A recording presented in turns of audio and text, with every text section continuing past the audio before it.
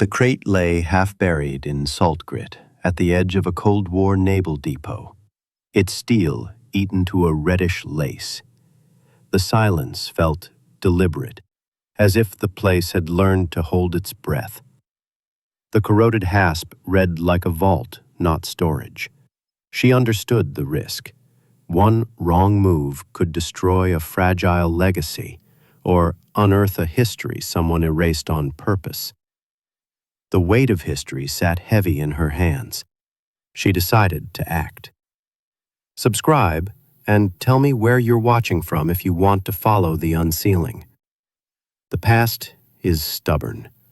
Tonight, it stopped pretending. Inside the abandoned depot, the air was heavy with dust and the faint sweetness of long decayed hay, a ghost note clinging to concrete and steel.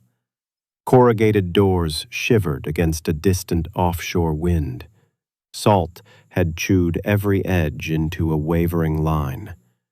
It was not merely abandoned, it had been used with purpose, and perhaps with secrecy. Her light wandered over stacked pallets, collapsed scaffolds, and a welded cage tucked into shadow. The fence panels had fused at their seams, a rough necklace of burn marks along the uprights. Behind them, the crate sat askew, sunken at one corner, its stamped numbers worn to sepia ghosts by corrosion. It felt alive now, as if its own mass listened. She wanted a name, an origin, a unit tag she could trace, a paper trail to follow. Corrosion pushed back, secrecy pressed harder, and ethics, the line between documenting a relic and disturbing it, drew itself like a knife's thin glint in her mind. Time was running out. Metal gives way to time's slow appetite. Stories do too. She knelt and tested the air at the slatted base. A faint chemical sweet rose, like old film stored too long near damp. A current of energy pulsed through her, a sense of dread she could not ignore. She didn't know whose hands had sealed this, but the habit was human. Make a vault, hide a fear, label it with numbers you plan to remember, then forget. Open loops gathered. Why no clear markings? Why had someone welded a cage inside a building already locked? Why the dark fans of stains feathering the floor beneath the crate, as if something once leaked and burned itself colorless at the edges? She took photographs, angle, scale, the way the rust had traveled in threads like veins toward the latches. The past cooperated by refusing to explain itself. Document first, disturb later. She whispered it as if an oath needed to be said aloud to hold. The camera clicked in measured intervals. Measurements followed, crate length, the fall of light through high windows, the pattern of salt bloom along the southern wall. Every note was a promise to act as custodian, not thief. The hasp was fused in place, a crust of iron oxide and salt. She tapped it with a knuckle, listening for hollowness. It resisted at first. Then a tiny answering chatter traveled through the lid. Not sound exactly, more the way a table speaks when you trace a finger across its grain. The crate resisted, but it recognized a tension. She felt that. Across the hangar, gulls screamed and then went quiet, as if someone had closed a door on the sea. The silence returned, patient and intent. She catalogued the cage's welds, overbuilt as if someone expected force. The stamped numbers were almost gone, but not entirely. She could make out a K, a dash, and something that might once have been a 7. Or just a wish to see a 7. She slipped a thin inspection mirror under the lid seam.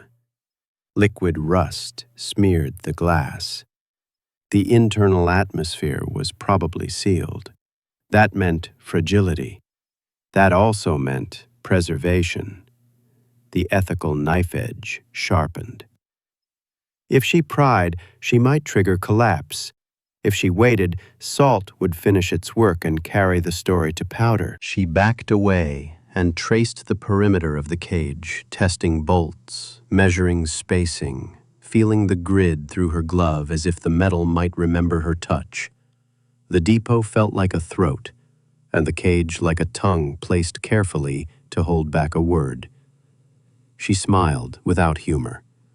The word had weight. "Document first," she repeated, and took swab samples at the drain lip, a scrape of flaking paint, a pinch of powder at the stain's edge. She labeled each bag with time and location, the ritual doing what rituals do, making a shape around fear. The hasp remained indifferent. The lock refused, stubborn and sensible. The past pushed back. Therefore, she would return with careful tools, not a pry bar swung in haste, but scalpels for metal, solvent for corrosion, patience measured in breaths. As the door closed behind her, the wind caught and hummed through a broken vent. The depot's silence felt like assent or warning. She accepted both. She returned with quiet tools and a steadier breath. The depot's light had thinned to a gray that flattened edges and made the rust look deeper, like dried blood absorbed into cloth.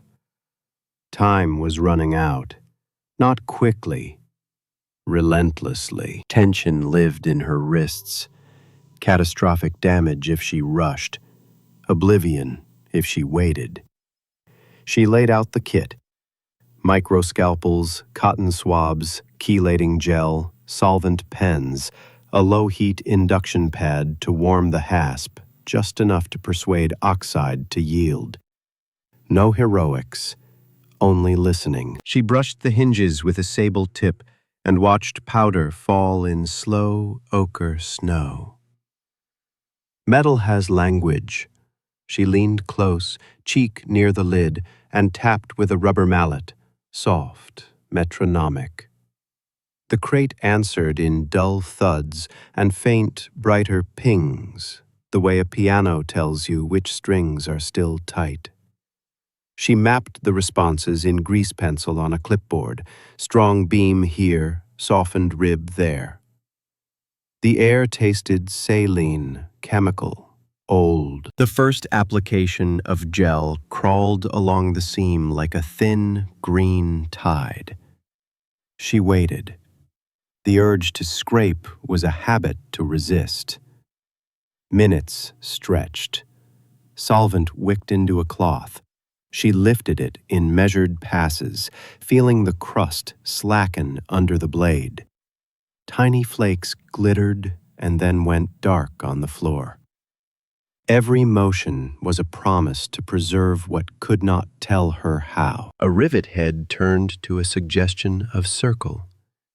She nudged, stopped, breathed, and nudged again. The inner seam flexed once, an almost imperceptible sigh. Liquid rust beaded and ran like tea. That was good and also dangerous. Internal atmosphere likely sealed. Break the wrong way, and oxygen would rush in, feeding decay like a field at first rain. She set a stethoscope against the steel and listened. The crate was quiet, but not mute. Somewhere inside, a suspended lid or an inner wall ticked against its fastener, a patient metronome slowed by decades. She shifted the sensor and felt the cool transmit through the diaphragm. Cold storage effect. The air inside had kept its own weather. She placed thin wedges along the short side where the seam had softened, not to pry, to hold the space she asked for. Then a micro jack, tightened by quarter turns. The first resistance felt like bone. The second felt like gristle. Then the lid yielded a breath, no more than the thickness of a postcard. and the hinge made a sound like a clock deciding to live. A draft met her face, cold enough to carry shape. Acetate and oil, faint vinegar, the scent of film that had waited too long to be seen. She stopped, hands off. Let the air equalize in slow exchange. She counted to 60, then 60 again, then listened once more for panic in the metal. None came. The wedges held. The jack sighed. She lifted a corner no higher than her knuckle. Not treasure, not munitions. Stacked metal canisters sat in careful rows, their lids stamped with numbers, their bodies filmed with a thin bloom of orange. Between them, wax-sealed envelopes lay in a neat, respectful file. A hand-stamped tag dangled from a wire threaded through a top handle. Unit K7. The K7 she had wanted to read in the corroded ghost of a number stood here without irony. She read the canister faces. 13, 14, 15. Then a shorter one near the back with a hand-scrawled warning in pencil pressed hard into the lid. Final log. Do not transmit. The words raised the skin along her arms, not with fear, but with recognition. A story had arranged itself into a last page and then been told to stay quiet. She eased the lid higher a fraction, enough to photograph. Angles captured the tag, the order, the relationship of envelope to canister. A small wax seal on the topmost envelope bore a circle, bisected by a chevron. A symbol, not a logo. She photographed it twice, then again with a scale card. Patterns wanted repetition. Repetition wanted meaning. Complication arrived as a whisper. The inner seam at the far side bowed inward with the smallest pop, and a line of darker rust bled along the hinge. She froze. If the hinge failed, the lid might fall and shear a canister. She lowered the jack half a turn. The sound subsided, like a held breath deciding to forgive her. Success was not opening. Success was restraint. She slid a padded tray along the edge, and with both hands under the weight, lifted one canister from its row. It felt heavier than it should, dense with the gravity of recorded time. She set it on the tray and did the same for a second and third, spacing them as if they could bruise one another. The envelopes stayed where they were. She photographed again. Context preserved the story's bones. The final log canister waited near the back like a closed eye. She did not touch it, not here. The depot's silence pressed closer, attentive. She lowered the lid to its breath-width stop and secured the wedges so the metal would not slam itself closed and call that caution. She would not open the canisters in this place. The air here belonged to salt and old fear. Therefore, she removed select items for analysis and left the rest as a map that could still be read. The past had allowed a breath. She would meet it halfway. Chain of custody tugged at her conscience like a heavy sleeve. Necessary preservation pulled the other way. Mold could ghost a frame in weeks.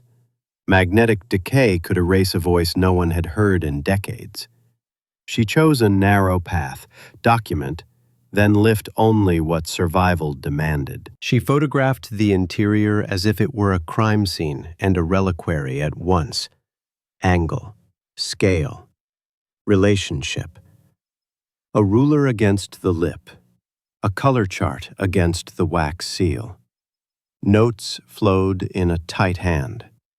Bloom on real edges, powder at hinge, condensation halos on inner wall. The symbol, circle bisected by chevron, appeared again on a lower envelope. She circled it in her notebook, not to claim it, but to promise she would listen when it finally spoke. Inventory began.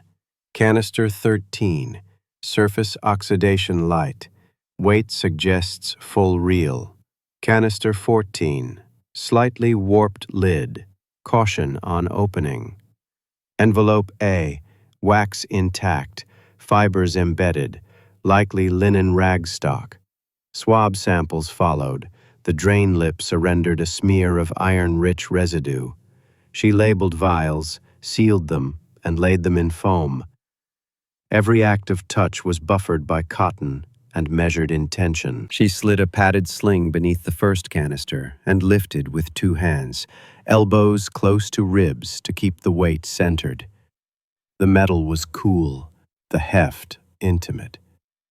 She placed it in a case lined with inert foam, then repeated the ritual for a second and a third. Her breath matched the rhythm of the work. Inhale to align, exhale to lower. The envelopes trembled beneath her light, fibers catching and releasing with the current of air. She left them for now. Paper first demands air, then time. Her gloved fingertips traced the crate's interior lip, and there, a discontinuity interrupted the seam. A thin step, almost nothing. She angled the inspection mirror, coaxed the beam, and saw a shallow shadow beyond. A hidden compartment lip, quiet beneath the expected floor. She pressed gently. The panel flexed and lifted a fraction before refusing. Something heavier than film waited. She cleared the canister row by a finger's breadth and tried again, using a flat nylon tool to avoid marring the metal. The panel rose with a muted shudder and revealed a small, lead-lined box nested beneath, sides dulled to a gunmetal gray, corners soldered clean. The box held a density that translated even through sight. She tested the edge. It did not budge. Weight argued its own case. Moving it alone risked a drop, a dent, a memory dashed. She documented instead. 4 photographs from cardinal points. 1 overhead with scale. 1 detail of a nick on the lid where a tool had once slipped. The grease symbol appeared again, scratched faintly on the lead itself, as if added in haste with a blunt instrument. New loop, she wrote. The past hunted consistency. She eased the panel back into place, letting its weight settle until the seam returned to a flat line. The decision pressed on her sternum. Take 3 canisters now and an envelope, or take 2 and leave room for uncertainty. She felt the ledger of choices open. It would not close again. She crossed the ethical line with a whisper. Preservation demands removal. Words no louder than breath, but binding. She slid 1 envelope into a rigid sleeve, the wax seal facing up, untouched. The canisters already seated in the case looked back with stamped numbers like calm eyes. She added only 1 more, a smaller reel with a pencil notation. Ops mix, reference log 17. The symbol, again, faint at the rim. She sealed the transport case and logged the seal number. The depot's vastness pressed in, a cathedral without congregation. As she prepared to lower the lid, she paused and took 1 more photograph. The arrangement as she was leaving it. Wedges marked. Jack released a half turn, the canisters remaining lined like a recorded heartbeat. The gesture was both apology and map.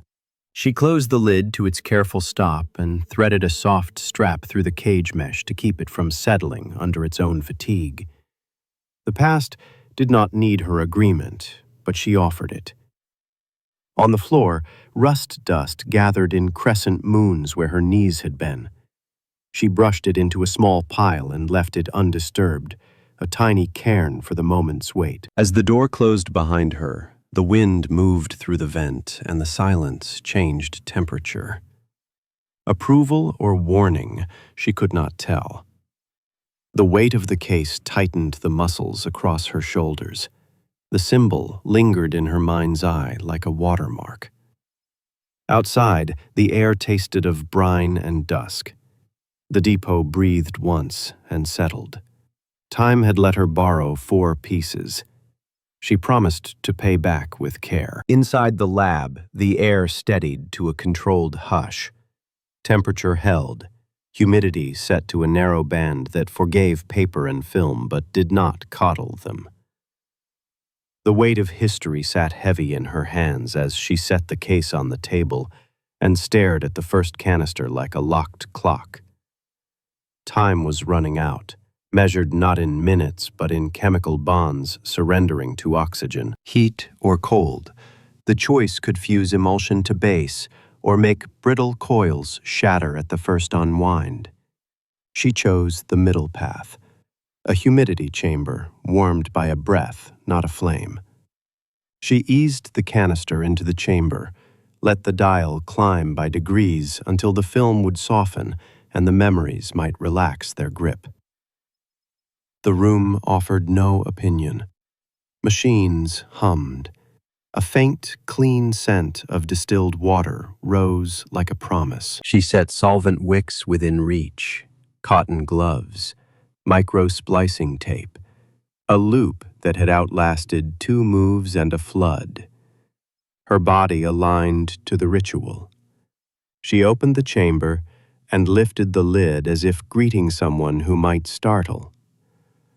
The first look inside was not a look at all, but a measure, a glance to catch the sheen of the coil, the color of age, the line of tension in the outer wrap. The reel had bloomed slightly, emulsion lifting at the edges like tide lines left by an absent sea. She slid a leader into the light path of the flatbed viewer and advanced a breath. Frames adhered, then released with a soft staccato. She paused, collected a trace of residue with a swab. The emulsion was not lost, just tired. She wet a wick with the gentlest solvent and touched the seam. The film loosened as if remembering flexibility. She spooled another 10 frames onto the take-up, their perforations whispering against the sprockets. Complication announced itself without drama. A seam where water had once intruded ran diagonally across a dozen frames, a brownish veil like blown sand. She adjusted the angle of light until the damage resolved into a readable pattern. Micro-splicing would be required. She cut with a blade sharp enough to respect the grain and bridged the gap with tape that would not yellow. The film accepted the repair with the patience of an object made to move. She advanced again. Grain swam into figures, faces in naval cold weather gear, cheeks roughened by wind, eyes narrowed against glare that the camera did not record but their muscles could not ignore. A stencil blocked across a bulkhead behind them. Project Harbor Light. The letters looked new in the way everything once looks new before it turns into history. She felt the room lean closer. Between shots of decks and ice-slick ladders, a handheld angle caught a hurried note scrawled on a clipboard, only half in frame. K7 reports red. The cut came there, sharp, a jump to a still shot of pallets strapped and tarped, ropes glazed with frost. She paused the reel, backed 3 frames, and captured a digital still. In the corner, a grease pencil mark repeated the circle bisected by a chevron. The symbol insisted on being seen. The canister's core held a surprise. Inside the metal, nested beneath the reel, a thin bag of pliant alloy crinkled like a remembered sound. She teased it free and read the stamped label. Red with log 17. The bag's clasp had sealed against damp. She opened it with her breath held and drew out a narrow audio reel, its leader crisp like a swallowed sentence. The pairing mattered. Images without their companion voice would always feel misread. She threaded a few more feet of film, and the deckhands turned toward the lens. One smiled without teeth. Another tucked a scarf under his collar with fingers too large for precision. The wind made their coats snap, soundless on the screen. She wanted their names, and the paper would have to carry them, if names had survived the blade that cut them out. She switched stations and prepared the audio path. Capstan cleaned. Heads demagnetized. Speed uncertain, but likely standard for field recorders of that era.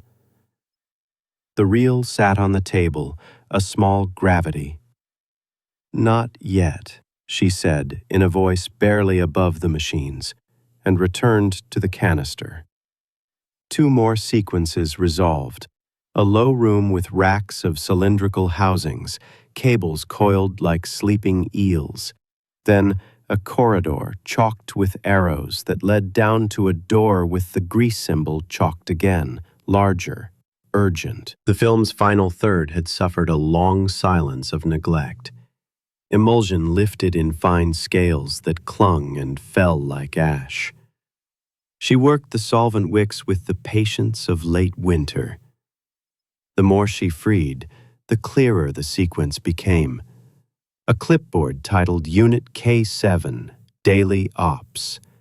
Date fields left blank by office habit, as if the days had stopped meaning themselves. She exhaled only when the splice held, and the frame ran steady.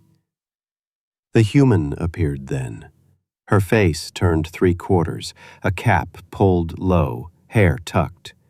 She held a hand to the camera, as if to block a joke. The gesture was light. The eyes were not. She spoke, and, of course, her voice could not be heard in the film.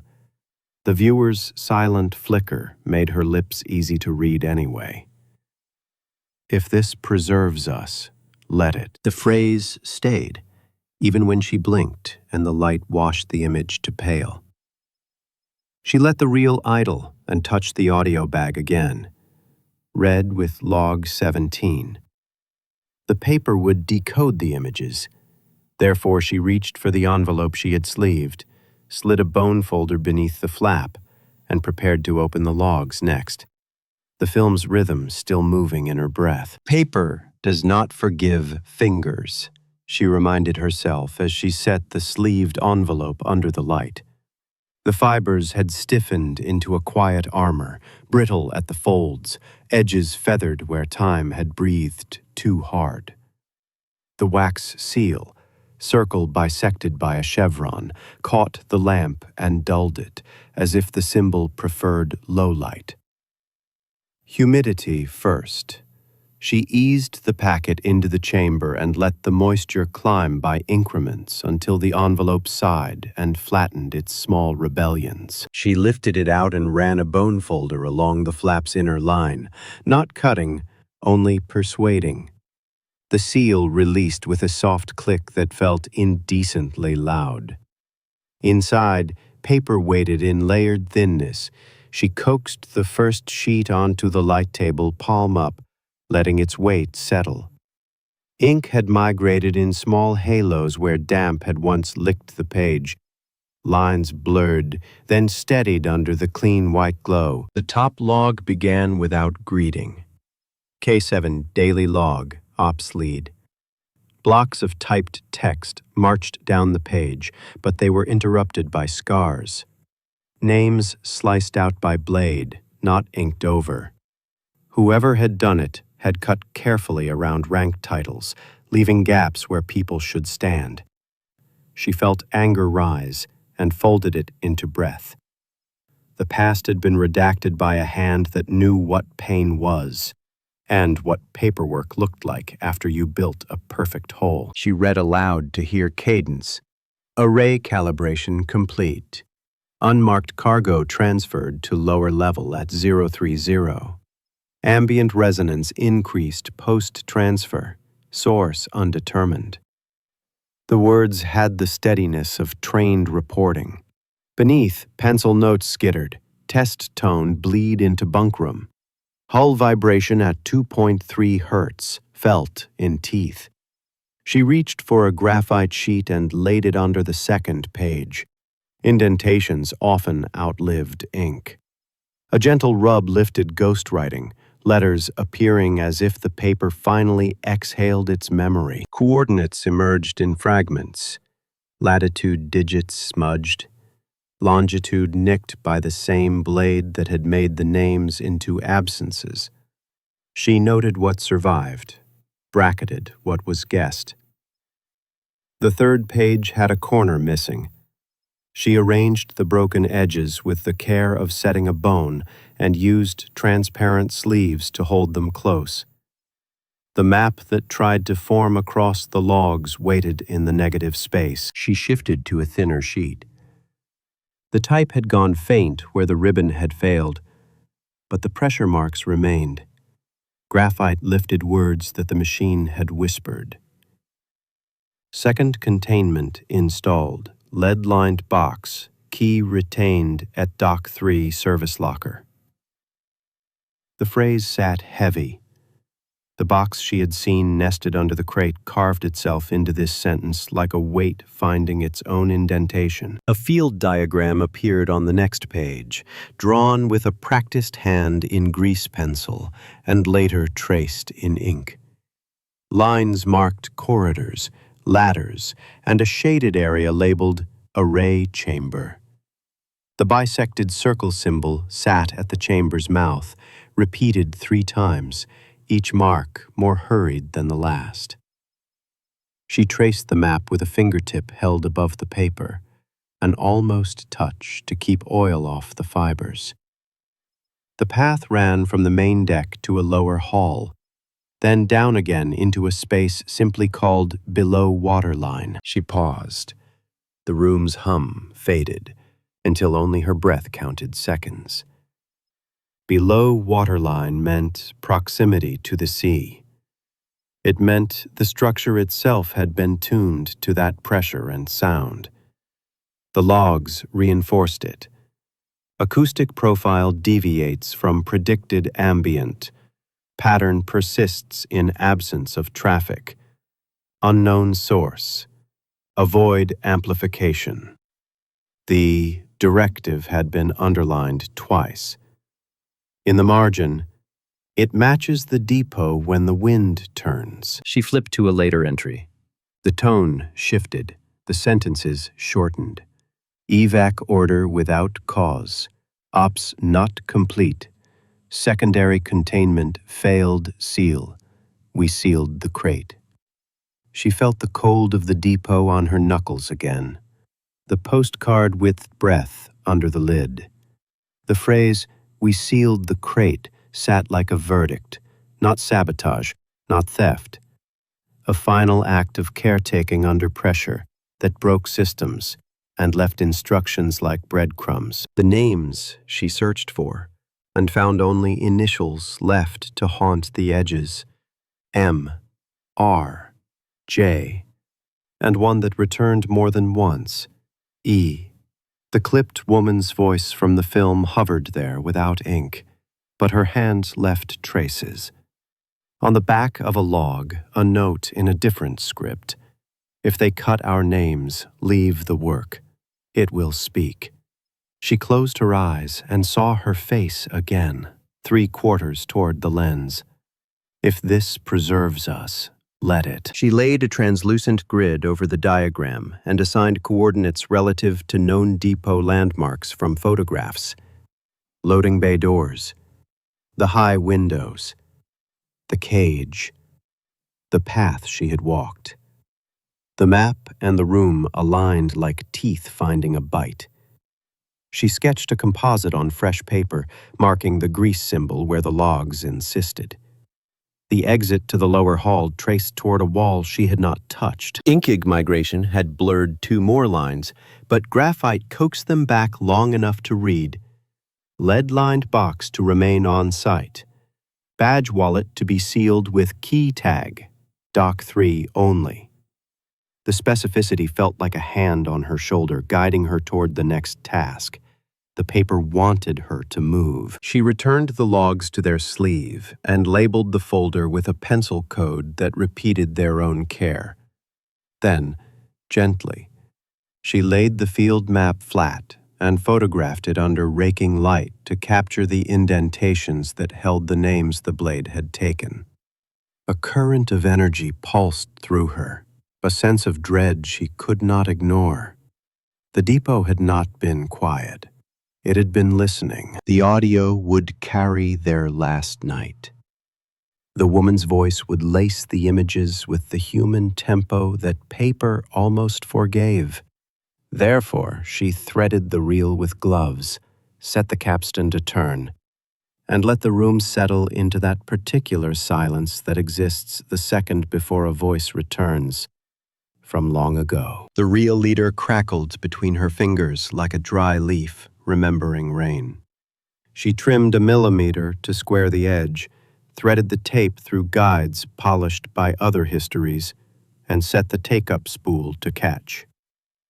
Playback speed uncertain. She chose the slowest standard first. The room closed around the machine's small gravity. Time was running out, but it would run at her chosen pace. She touched the switch. The capstan turned. A hiss rose, thin as breath against glass. Then a tone sounded, steady, high, impersonal, the universal key of calibration. It ran 3 counts and cut. Silence pooled, thicker than before. She watched the meters hold their 0, as if afraid to admit that sound had ever been there. Dropouts came first. Small winter bare branches in the waveform. Then a metallic hum seeped up from the floor, not in the tape, but in the room, as if the building itself answered. She felt it against her teeth. Low, slow, the cadence of distant propellers in deep water. She adjusted the azimuth with a jeweler's patience until the hiss narrowed to a thread, and the hum sat behind, patient, unwilling to leave. A voice cleared, male, clipped by training. Unit K7, roll call. Names were initials now. The blade had taught them to be stingy in letters. M, here. R, present. J, here. A pause. E. The E arrived like a struck match, quieter than the others, yet more defined. Here. Paper had tried to erase them. Tape refused. They spoke in working cadence. Array beam at 2%. Transfer pallets secured. Dock sensors spike at 013. Words clipped to fit between alarms that never sounded. She could hear breath under the consonants, the small human air between duty and the next line. The hum threaded everything, a ballast or a threat. She could not be sure. The debate arrived without fanfare. Evac order stands, one voice said, older, seasoned, the rigid of command trying to hold. We finish the transfer, another cut across, fatigue and certainty braided. We're at 90%. Evac means now. Then now means carry it. Chairs scuffed, a pencil scratched. Somewhere metal touched metal, the way a key touches a lock when you don't let it turn. She slowed the reel a fraction, listening for the woman whose face the film had kept. Static thickened, and then thinned like fog. Her voice entered on a whisper not meant to be the first thing you heard. Test, channel 3. The whisper lifted into a tone that tasted clinical and tired. Ops lead E. Recording to pair with log 17. Not a full name, a boundary kept, but the syllable of identity was enough to anchor a human to paper. The hum deepened when she spoke, not louder, just closer, like the room leaned. Containment compromised at inner seam. Secondary lead box intact. Key at dock 3, as logged. She stopped. The tape held her breath. Unknown source persists. Not traffic. It carries structure. The word structure came out measured, weighted. She understood the discipline it took to name a sound without fear. A dropout clawed a moment from the middle of a sentence. She rewound a few seconds, adjusted speed, and regained half of what was lost. Matches depot's resonance when wind. The rest fell into the hum like a coin into deep water. She let the loss stand. Every archive has its shadows. The machine ticked with mechanical kindness. Someone in the room laughed once, short, not humor, the body releasing pressure. "They'll cut this," a voice said, too near the mic. "Then they'll cut our names," another replied. The woman again, quieter, almost to herself. "If this preserves us, let it." She marked the timestamp. The phrase had crossed from silent lips in the film to the air. Hearing it returned a shape to her ribs. The tape clicked as it transitioned to a new section. Footsteps, the hollow ring of a corridor. Someone counted stairs. 1 flight, 2. A door groaned with a weight the tape could barely carry. The hum swelled, pressed the meters near their limit without peaking. The array chamber, she thought, and let the sound say what the paper had only drawn. They reached the chamber, a soft fabric sound, coat sleeves maybe, as bodies turned to face the thing that hummed. "Mark the symbol," someone said. Chalk scraped stone. "Done. Seal the crate." Iron met iron, bolts moved, not quickly, the cadence of people who knew the right speed when the wrong speed would break you. The older voice returned. "E, you should go." A small silence. "You carry the logs," he added, and turned the sentence into permission and order at once. Paper rustled. The mic bumped cloth, then settled again over a heartbeat that the machine did not mean to capture, but did. Stubborn and soft. Finality entered the room like cold. The woman's voice steadied. "Unit K7 concluding transfer operations. Evac proceeding per order." She inhaled audibly, not a gasp, but a choice. "We are not hiding a weapon. We are hiding our names." The line did not ask for approval. It noted a fact for anyone who would hear it later and decide how to carry the weight. The tape hissed for 5 more seconds, then clicked into leader as if the machine itself did not want to say goodbye. She let it spin empty until the hum receded to the level of the room's ordinary electricity. The depot remembered, she thought, because the hum that lived under the recording had matched the way the hangar had sung when the wind caught it. The place itself kept a trace. She lifted the reel with both hands and nested it back into its bag, as if returning a small animal to a den.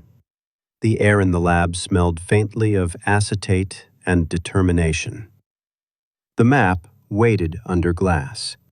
The logs whispered their absence where names had been cut. The voice had given her a direction. She drew the Dock 3 key's imagined weight into her palm and felt the cold of a decision. She would have to return to the depot, not to prove a theory, but to verify a promise made on paper and tape. The chamber on the map would be there, beneath the line where the sea pressed against steel. The hum had told her how to find it. The silence had asked her to listen. Daylight thinned to steel as she crossed the yard, the wind dragging salt across concrete in low sighs. Weather rose from the water, a seam-dark sky promising rain that would find every crack. Trespass pressed at her back like a public gaze she could not see. The moral ledger felt heavier than the carry case had, and it did not have a handle. Inside, the depot received her with that deliberate quiet. She stood just beyond the door and felt the hum in the bones of the building. It matched the tape's undertone. The place had a memory and a temper. She shouldered a small pack of tools and the composite map folded to the quadrant that mattered, and stepped into the long aisle between ribs of truss and shadow. She tracked bearings from the logs, 5 window bays from the east wall, then the turn that would set her on the line to below waterline. The grease symbol would not glow. It would erode. She scanned for what erosion leaves, ghosts of chalk in pores, scratches where cloth smudged only the high points. There, faint, stenciled, the circle bisected by a chevron, half gone under salt bloom. It faced a seam in the flooring where plates met, bolts peened flat by years. She knelt. The seam had been caulked with something that had aged to brittle rope. She scored it gently with a nylon blade, rolled a strand back like old paint, and exposed a narrow gap. The map's grid said the chamber sat beneath. It also said the path turned left, then down. A hatch must exist, disguised as structure. She tapped in a slow square. The sound changed at the third corner, hollowed deeper, patient. The hatch screws were not screws. They were pins, magnetized into place, heads flush, not meant for casual hands. A mechanical lock would have given her a sequence. This offered a field. She unpacked the small magnet array and set pairs in a pattern to wake the latch without forcing it. The steel resisted, then recalled its duty and relaxed. The plate shifted with a breath and let her lift it a palm's width. Cold air rose, denser than the hangars, carrying the metallic sweetness of old machinery and the stillness of rooms that forget the weather. She held the plate in balance and slid a baton under to keep it from dropping. Below, a ladder descended into a gray that caught light and turned it to water. The hum grew in the narrow, a soft insistence pulsing like a slow vein. She lowered herself, one boot at a time, knees leaning inward to avoid scraping rust into her clothes. The shaft opened into a corridor chalked in the same hand the logs had captured. The grease symbol reappeared at shoulder height, faint, an arrow of meaning. She turned left where the map told her to, counting steps as if the numbers knew the way better than sight did. 12, then 8. The door to the chamber stood with a lock plate that offered no keyway. 2 operations, the notes had implied. The first, magnetic, was done. The second required listening. She pressed her palm to the plate. The hum transmitted through bone. She shifted the external magnet array until the vibration canceled at the edges and settled in the middle like an eye.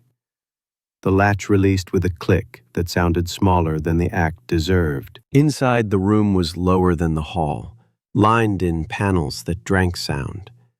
A small platform near the door held a box the size of a book, lead-lined, solder seams clean.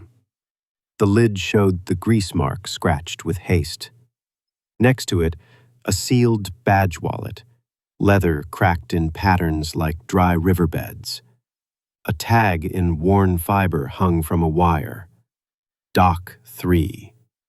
Printed in a neat block hand that had expected to be read soon and was wrong. She opened the lead box with both hands, bracing its stubbornness, expecting weight and receiving it.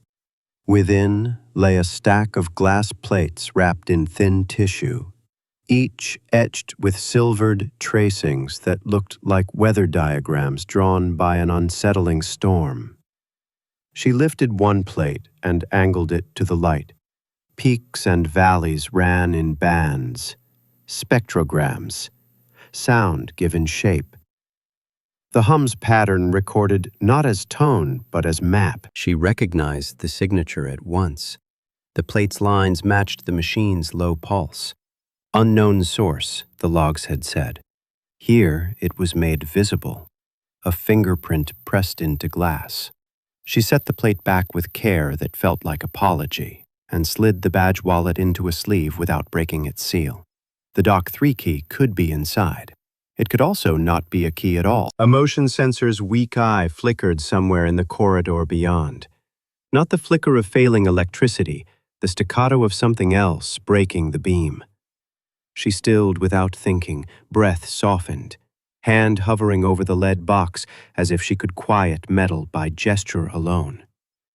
The flicker subsided, then returned in a double flash that told a story. Someone else had learned to move in this silence. She was not the only custodian who had crossed an ethical line. Choice stacked itself in front of her like heavy crates. Take everything, and the story would travel with her, safe from hands that might not care. Leave everything, and the map would remain readable for the next person, or be erased by the sea's patience. She took the worn key-tagged item and one spectrogram plate, photographing the rest with angles that recorded order and distance, a geometry that could be restored. She resealed the lead box and set the magnets back where they had been, returning the latch to sleep. The hum followed her up the ladder and into the hangar's larger breath. She placed the hatch plate carefully, rolled the brittle caulk rope back into its seam, and pressed it enough to hold. Weather had moved in. Rain ticked the high windows. She felt the decision's weight shift from her hands to the future that would judge it.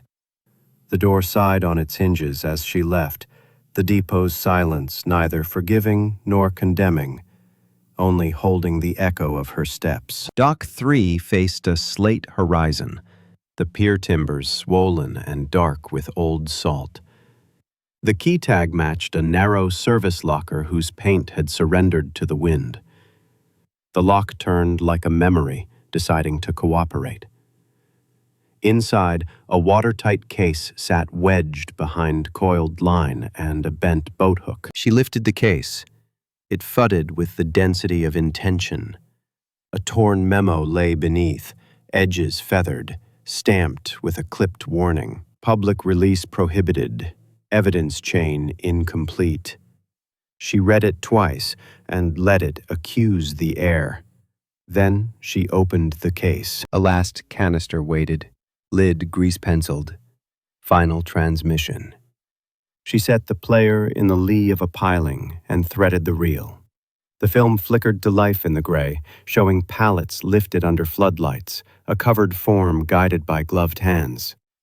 The bisected circle mark had been daubed in haste on the tarp, paint running in cold. The woman's voice overlaid, synced by instinct more than math. Dock transfer resumed at 022, array silent, unknown source persists below. Her tone held both fatigue and steadiness.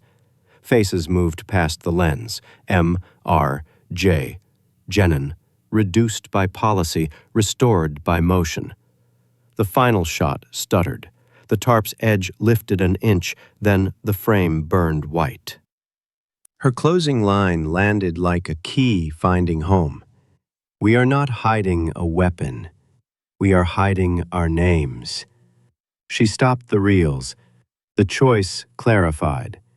Preserve, digitize, and release only the human logs, the voices, the notes, the proof of care. Hold the technical schematics back until a better custodian could be named.